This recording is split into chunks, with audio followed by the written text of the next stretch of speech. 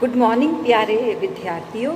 आज हम मनु के राज्य के सप्तांग सिद्धांत पर परिचर्चा करेंगे। मनु ने राज्य के संदर्भ में सावयव सिद्धांत का प्रतिपादन किया है। ऑर्गेनिक थ्योरी ऑफ स्टेट जो है उसकी बात मनु ने स्वीकार करी है। मनु का ये मानना है कि राज्य का जो निर्माण है 7 प्रकृतियों से हुआ है। प्रकृति मतलब राज्य का निर्माण करने वाले तत्व, यानी राज्य का इन 7 तत्वों से निर्माण हुआ है। श्यामलाल पांडे ने मनु के संदर्भ में लिखा है कि वह राज्य को अवयवी मानते थे, ऑर्गेनिक मानते थे, और यह मानते थे कि राज्य का जो निर्माण है इन 7 तत्वों के संयोग से हुआ है, इसीलिए इसे सप्तांग सिद्धांत का नाम दिया गया है। इसके अंदर, इस सप्तांग सिद्धांत के अंतर्गत मनु ने राज्य की 7 प्रकृतियां बताई हैं। इन प्रकृतियों के बारे में हम एक एक पर विस्तार पूर्वक अभी चर्चा करेंगे।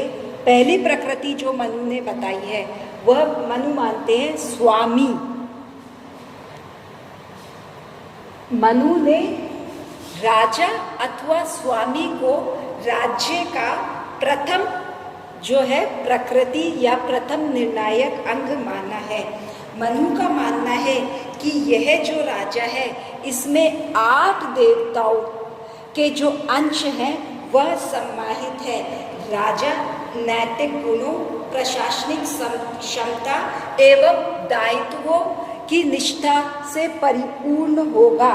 वह सद्गुणों वाला होना चाहिए और प्रजा कल्याण का जो दायित्व है उसे उसका निर्वाह करना चाहिए। अर्थात जो पहला जो प्रकृति है सप्तांग सिद्धांत की वह है स्वामी या राजा। राजा जिसका जिसको ईश्वर ने बनाया। राजा सब गुणों से युक्त होना चाहिए।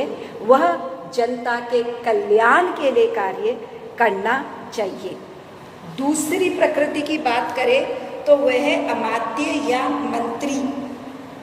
मनु का मानना है कि राजा को अपना कार्य निष्पादित करने के लिए योग्य एवं कुशल मंत्रियों के द्वारा सलाह लेनी चाहिए।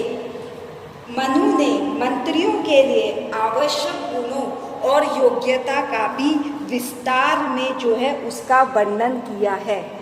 मनु का मानना है कि मंत्रियों का यह दायित्व है कि वे राजा को प्रशासनिक कार्यों के लिए सही एवं निष्पक्ष सलाह दे। मनु राजा को परामर्श देता है कि वह जो मंत्री हैं वह उनके गुण, कुल आदि को देखते हुए मंत्रियों की नियुक्ति करें। तो पहली प्रकृति हुई स्वामी, दूसरी हुई अमात्य या मंत्री, जो कि स्वामी या राजा को राज कार्य निष्पादित करने में राजा की मदद करेंगे। तीसरी प्रकृति मनु जो है वह मानता है पुर। पुर का अर्थ यहाँ मनु ने राजधानी से लिया है। पुर का अर्थ राजधानी है जहाँ राजा और मंत्रियों का निवास स्थल हो। यह जो राजधानी हो यह भारी आक्रमणों से सुरक्षित हो। यह जो पुर है यह राज्य के आर्थिक, प्रशासनिक एवं सैनिक जीवन का केंद्रीय स्थान रखे। मनु का मानना है कि यह जो पुर है इसमें दुर्ग का भी इम्पोर्टेंट स्थान होता है। दुर्ग यानी किला, यानी ये जो पुर राजधानी जो होगी वह सुरक्षित होगी और बाहरी आक्रमणों से यह सुरक्षित होगी। इसमें पुर या किले होंगे। मनु ने बहुत तरह के किले या पुर का भी वर्णन किया है, जैसे धनवन दुर्ग, मही दुर्ग, जल दुर्ग आदि। तो इन दुर्गों के माध्यम से यह जो पुर है उसे सुरक्षित किया जाएगा। फिर स्वामी यानी राजा, मंत्री, पुर यानी राजधानी। 3 प्रकृति पर हमने चर्चा कर ली। अब हम चौथी पर जाएंगे, राज्य। राज्य का अर्थ मनु ने यहाँ जनपद से लिया है।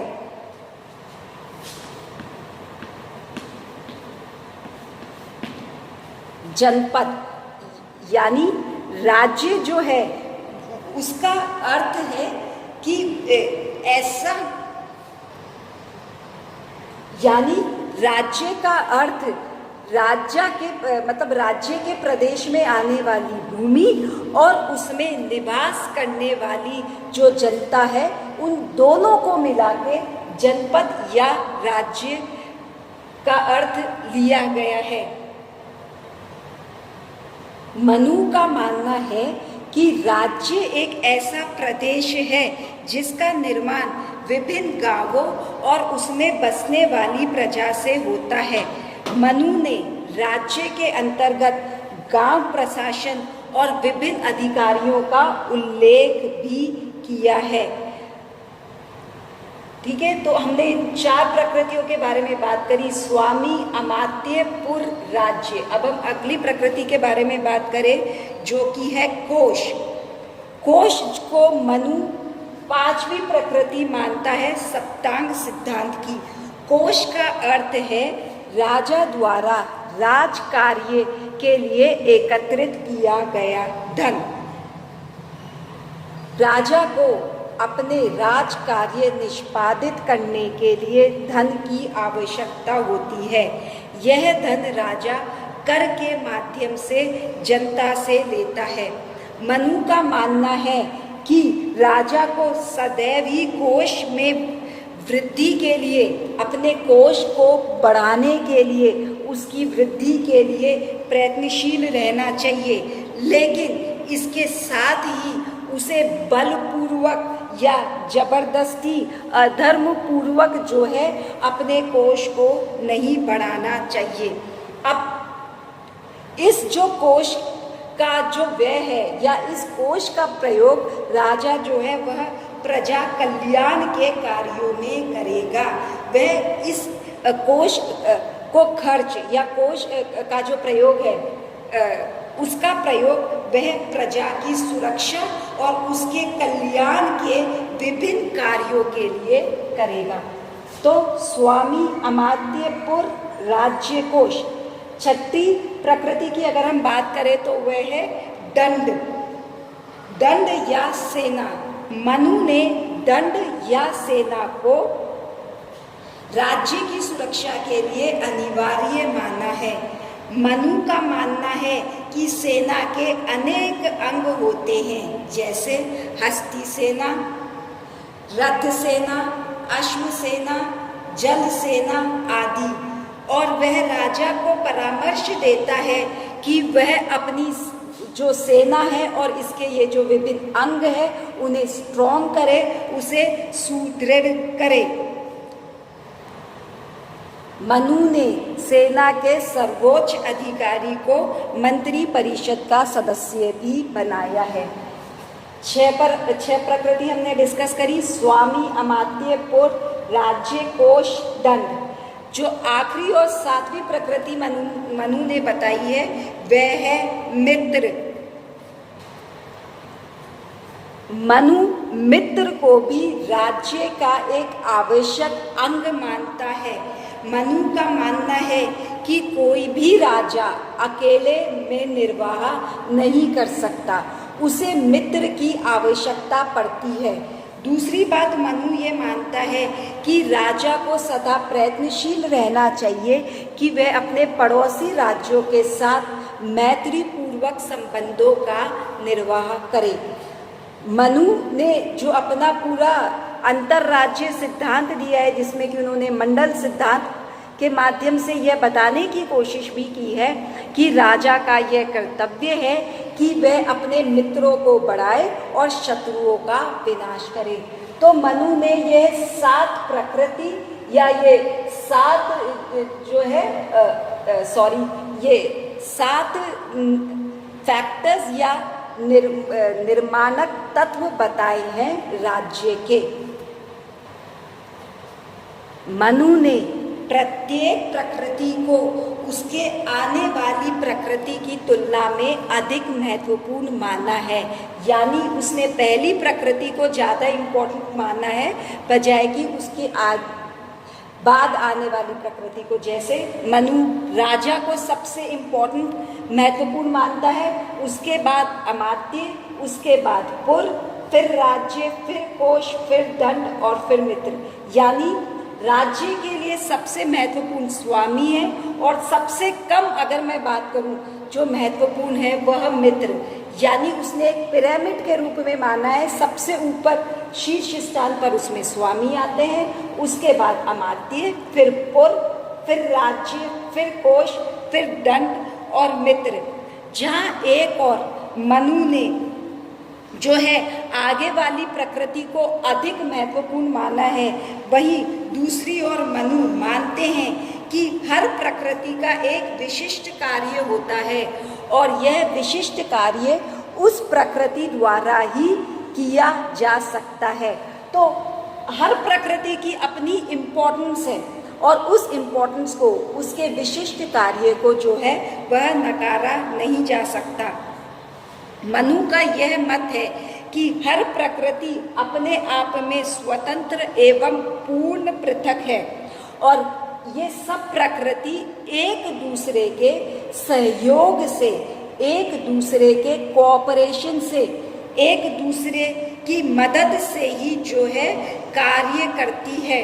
मनु ये कहता है कि जिस तरह से 3 दंडों के आधार पर ही टिपाया जो है जमीन पर स्थिर रहता है, 3 दंडों के आधार पर टिपाया स्थिर रहता है, उसी तरह से राज्य भी इन 7 प्रकृतियों से ही जो है, इन 7 प्रकृतियों के कोऑपरेशन या सहयोग से ही जो है वह राज्य अच्छी तरह से भली पूर्वक अपने कार्यों को निष्पादित कर सकता है।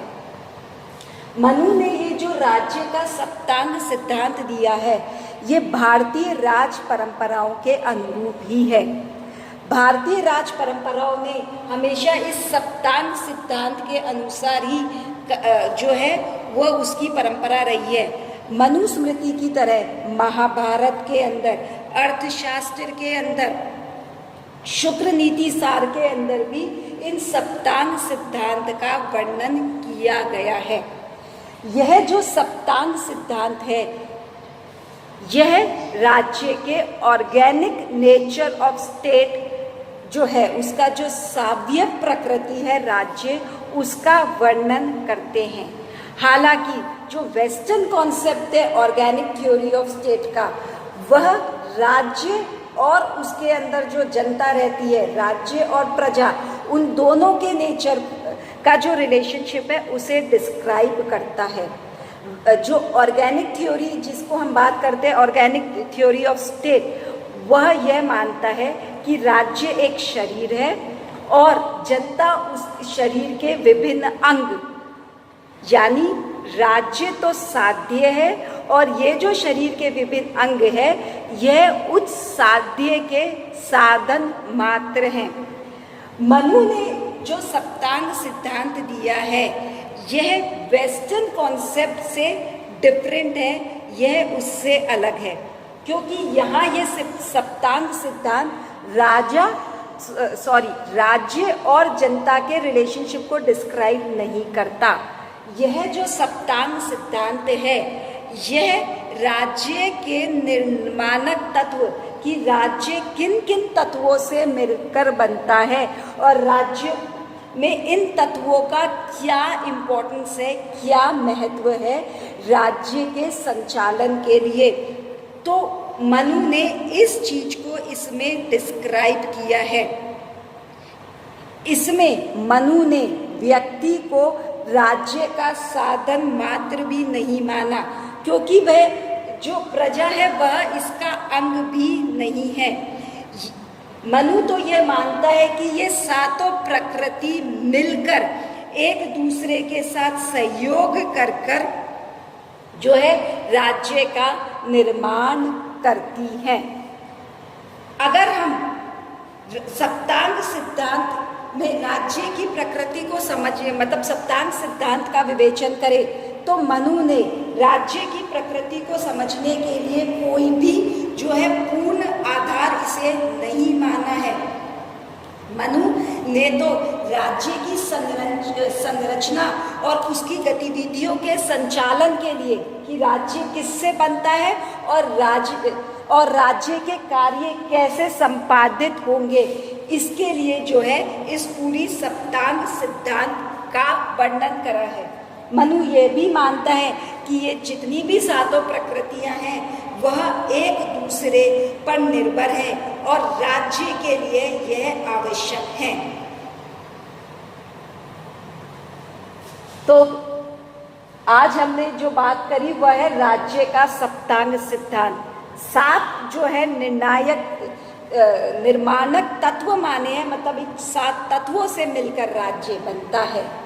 यह आज हमने डिस्कस करा। मैं शॉर्ट में फिर आपको राज्य के सप्तांग सिद्धांत की बात करूं तो मनु ने साव्य प्रकृति देते हुए 7 प्रकृतियां बताई हैं राज्य की: स्वामी, अमात्य, पुर, राज्य, कोष, दंड और मित्र। मनु यह मानता है कि पहली प्रकृति ज़्यादा इम्पोर्टेंट है बजाय कि नेक्स्ट प्रकृति के, लेकिन मनु यह भी मानता है कि इन सभी प्रकृतियों का एक विशिष्ट कार्य होता है और ये सारी प्रकृतियाँ एक दूसरे पर डिपेंडेंट होती है, अंतर्निर्भर होती है।